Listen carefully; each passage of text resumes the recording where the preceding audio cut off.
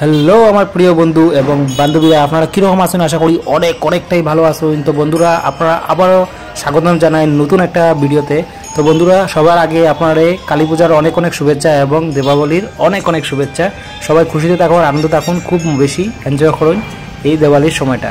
তো ফাইনালি বন্ধুরা, আমরা আই গেছি জানিগঞ্জে, শিলচর জানিগঞ্জ বাজারে, যেখানে বম বিক্রি হয়।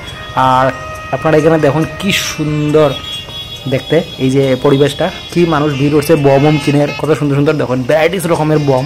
আর সঙ্গে তো এই গেট কালী পূজার যে লাইটিংটা, ওয়াও, দেখার মতো, এত সুন্দর, অসাধারণ। আর এখানে দেখুন কত মানুষে ছোটো বাচ্চা লইয়া বম কিনে।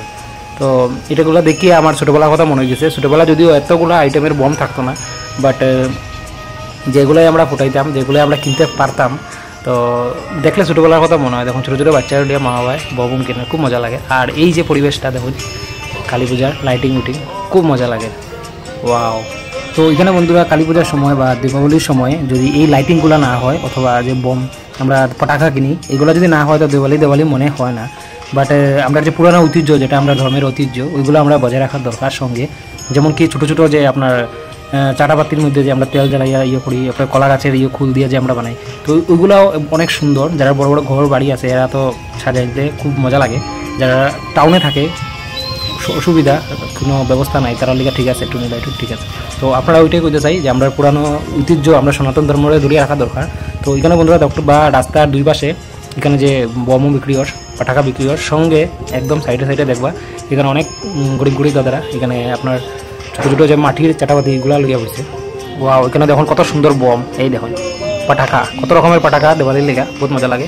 আর জাস্ট এখানে গেটটা দেখুন, ওয়াও, কোয়ার মতো না, একের পর এক গেট। আর জাস্ট এখানে বন্ধুরা গেটের সামনে দেখুন দাদারা এরকম রাস্তার সাইডে এরকম দেখবা ধূপবাতি, চাটাবাতি, এগুলা মাটির পাত্র এগুলা লইয়া বইছে। তো দীপাবলির সময় চেষ্টা করবো ওইগুলা লইবা, কারণ এগুলো হচ্ছে আমরা ধর্মের ঐতিহ্য, এগুলো আমরা জ্বালাই। যখন ভগবান শ্রীরাম লঙ্কা আপনার রাবণের উপরে জয় দিয়া যখন অযোধ্যায় ফিরিয়ে আসলা 14 বছরের বনবাসের পরে, তখন সারা অযোধ্যা এবং সমস্ত ভারতবর্ষ এই দ্বীপবাতি জ্বালাইয়া, ফুলের বাতি জ্বালাইয়াই আমরা আস্থা আলোকিত করা হয়েছে। তখন তো আর টুনি লাইট আসছিল না। তো ওইটা আমরা ধর্মের ঐতিহ্য, তো ওইটা আমরা চাই বজায় থাকুক। আর এগুলার সঙ্গে জড়িত অনেক মানুষের খুশি এই দীপাবলির সময়। আর কী কইমু আপনারা, যেরকম আপনারা টুনি লাইট লইন, টুনি লাইট যেটা চায়নার লাইট, এগুলা যেরকম লইন, এগুলার দ্বারাও আমরা অনেক দাদারা দোকান চলে, এটা ভালো লইন।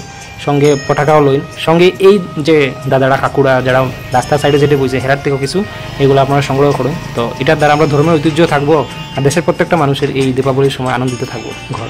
তো ওইটাই আমি করতে চাই। আর জাস্ট এখানে দেখুন আমরা গেছি জানিগঞ্জের আপনার যে শ্যামসুন্দর আঁকড়ার সামনে, এখানে একটা খুব সুন্দর পান্ডাল বানানো হয়েছে, দেখুন খুব মজা লাগছে পাখা দিয়া। তো আমি বাড়ি গেছি মারে লইয়া ঘুরতে, কালী পূজার আগের দিনই বাড়িছি, এমনিতে বাড়িছি, ঘুরতে বাড়িছি, জাস্ট ঘুরিয়া দেখলাম সন্ধ্যার সময়। প্রত্যেকবার এই মারে লইয়ে বাড়ি, মায়ের ছাড়া আমি পূজার ঘোরার বাড়ি না, খুব মজা লাগে। আর আমরা সবাই মিলে আনন্দ করি। তো ঘুরতে পারিছিলাম, ঘুরে আমরা এইগুলা দেখিয়ে ঘরে দিতেছি।